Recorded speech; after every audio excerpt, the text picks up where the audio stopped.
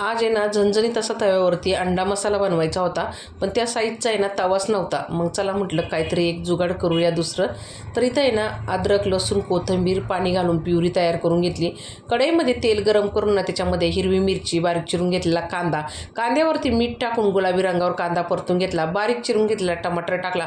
कांदा टमाटर चांगला सॉफ्ट करून घेतला आणि नंतर त्यामध्ये इथं मी वाटलेली प्युरी टाकली ती आणि नंतर घरगुती मसाला, लाल काश्मीरी मिरची पावडर, धना पावडर, गरम मसाला, हळद टाकून परतून घेतलं चांगलं.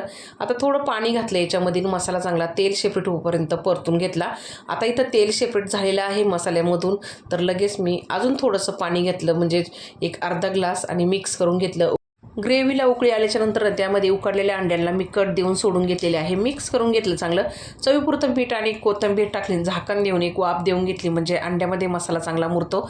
तयार झालं इथं मस्त झणझणीत अंडा मसाला. तुम्ही कसा बनवता ते कमेंट करून नक्की सांगा. धन्यवाद.